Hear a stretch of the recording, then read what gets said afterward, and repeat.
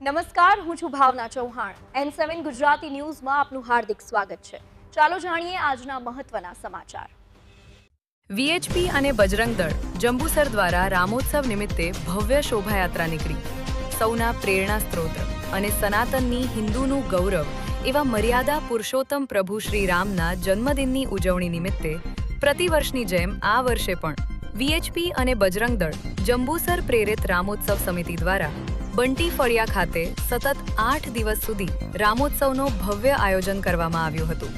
આ આયોજન થકી વિવિધ સત્સંગ ભજન મંડળો દ્વારા ભજન કીર્તન યોજાયા હતા.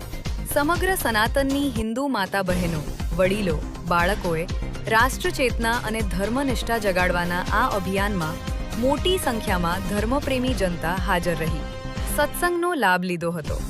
રામ જન્મોત્સવ નિમિત્તે ભવ્ય શોભાયાત્રા બંટી ફળિયા ખાતેથી હરિપ્રબોધમ પરિવાર, સંત શ્રી પૂજ્ય શ્રીજી ચરણ સ્વામી, પૂજય સાધુ સૌરભ સ્વામી, ડીવાયએસપી પીએલ ચૌધરી, શહેર પ્રમુખ મનનભાઈ પટેલ, વીએચપી ભૂપેન્દ્રભાઈ પંચાલ, શૈલેષભાઈ પટેલ, મોન્ટુભાઈ કોરાવાળા હસ્તે આરતી કરી પ્રારંભ કરાયો હતો. શોભાયાત્રા કંસારા ઢોળ, પટેલી ધર્મશાળા, કાવા ભાગોળ, લીલોતરી બજાર, સોની ચકલાથી પરત બંટી ફળિયા ખાતે સમાપન કરાયું હતું.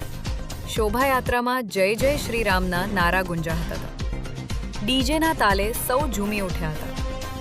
શોભાયાત્રામાં નાસિક ઢોલ આકર્ષણનું કેન્દ્ર બન્યા હતા અને શોભાયાત્રા રૂટ પર ભક્તો દ્વારા ભગવાન શ્રી રામનું સ્વાગત કરાયું હતું.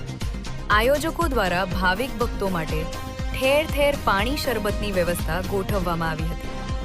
શોભાયાત્રામાં વીએચપી બજરંગ દળ હોદ્દેદારો, જંબુસર શહેર અગ્રણીઓ સહિત મોટી સંખ્યામાં ભાઈ બહેનો હાજર રહ્યા હતા. આ હતા અત્યાર સુધીના મહત્વના સમાચાર.